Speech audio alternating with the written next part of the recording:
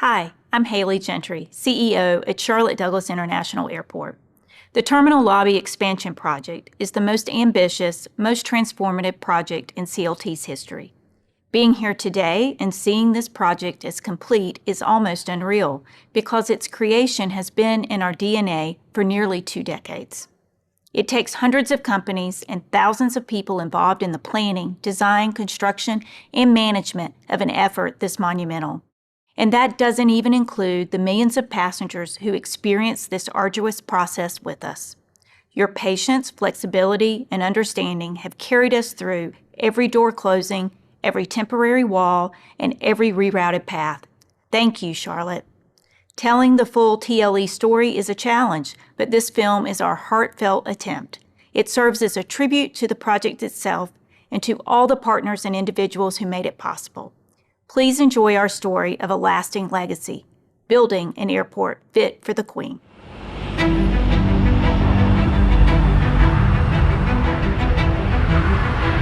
The terminal lobby expansion, the thinking about that started back in 2008, 2009, as we recognized our local customer base was building. The lobby was the same lobby that we had in 1982 when we opened up the building. And that year, they served 2.8 million passengers.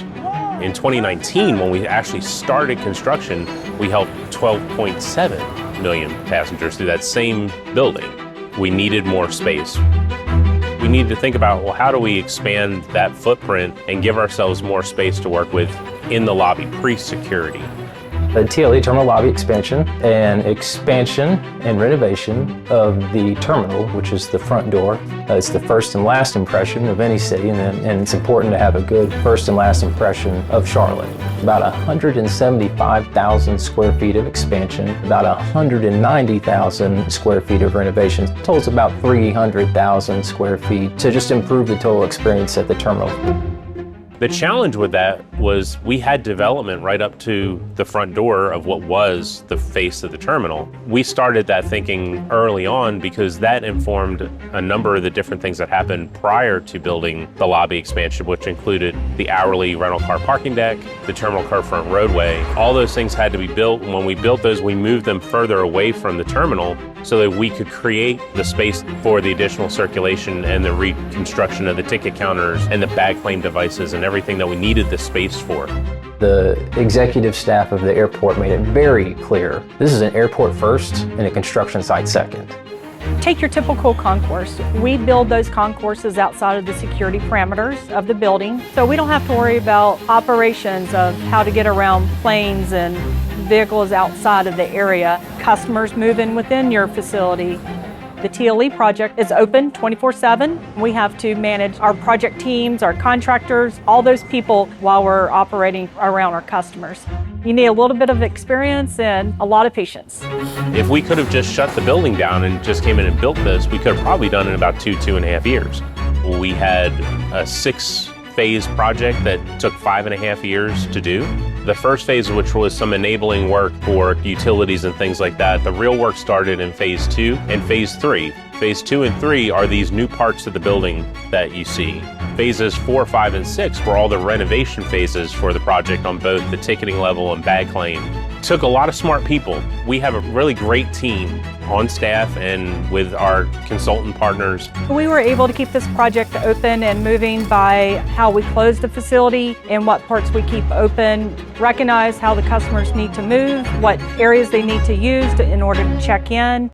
The bigger challenges that we had was trying to take down areas that people actually had to use, ticket counters, baggage claim belts, and then keep them at same capacity. The checkpoint closures were a moving target for us. We had them open and closed. We had construction walls around the front entrances. And so to the customer, it was always, where do I check in? We got our messaging to our customers through a lot of social media, our airport website. We did some operational studies on how many people can flow through the checkpoint at a certain time. We made sure that we kept that type of capacity open for our customers. When we sat down, we started to think about what we needed to provide for our customers, enhancing the customer experience, how people move through the building. We were thinking about how they move through the checkpoints and trying to make that as easy of a process for the customer as we possibly could. We engaged Gresham Smith to help us with a signage plan that we could use throughout the whole terminal facility, setting up the hierarchy of messaging so it was easier for the customer to be able to navigate through the facility. We all talked about the different key drivers for what's important to Charlotte. And then we took those ideas and we implemented that visioning into the actual architecture and the interior design of the project itself. We strategically selected key points of the experience as passengers walk through the facility and where to implement art there. We have these fantastic, very vibrant and different. I think that's what's key, is there's such a diversity within Charlotte. The textile industries, you'll notice gingham patterns, sports, the different colors of the sports teams, gold accents, tipping the hat back to the gold mines and the banking industry that's here in Charlotte. Aerodynamic cues that create intuitive wayfinding. That's a nod to the auto racing industry. The airport thought it'd be really fun to engage a specialty manufacturer that creates these very airport and airline influenced pieces of furniture. They actually use parts of old aircraft to make an info booth. The most prominent is the Queen herself. She is the focal point. She said, we need to build an airport fit for a queen. I didn't realize they literally meant we are going to build the building around the queen. That really was one of the first things that we thought about when we thought about what we wanted the lobby to look like, what we wanted it to feel like. Queen Charlotte was always the center of it. The mantra and the mentality really became a culture. It was God Save the Queen. Queen Charlotte absolutely was a labor of love for me and for others, but for sure for me. Queen Charlotte was given to us in 1990. She resided in between the two hourly parking decks until we needed to tear those down and build the new hourly rental car parking deck. She went to a couple of temporary locations for a little while, but the goal always was to make her the center point of the terminal lobby expansion project. She went off and had a facelift done. She got all cleaned up and pretty. Then we moved her into the facility. We built half of the terminal, created an opening in the roof, and we lowered the Queen down into her pedestal and then built essentially a protective case around her. All of the design inspiration is all centered around the Queen. The swoop of the ceiling and the swoop of the canopy. There's a couple Carolina inspirations to that. Some of it is based off of the terrain and the Piedmont region and the mountainous areas around. It also is very much a nod to that's an extension of the Queen's Cape. When you are an arriving passenger, you come out of the bag claim, there are multiple visual points and even an opening in the floor that was designed specifically. First thing you see when you arrive in Charlotte is the Queen. The oculus is multiple elements. It's a way to illuminate the Queen. It's an extension of her crown. All signs, all avenues lead back towards the Queen. The canopy was not one of the 6 phases of the building. That was its own thing.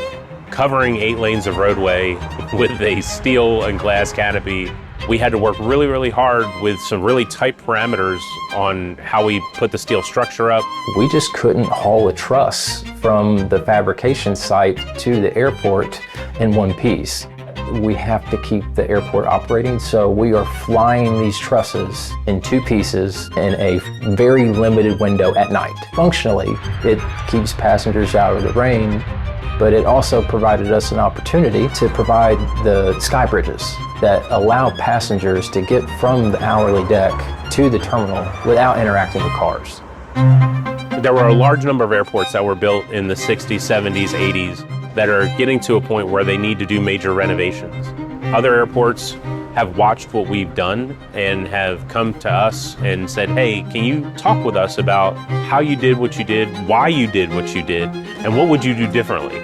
You can plan the perfect project, but it's never going to execute quite the same way that you put it on paper. And so being able to adapt to that, we got better at that in this project as we went. CLT is now having an impact on aviation throughout the whole world. That's the culture at CLT, always ever pushing forward.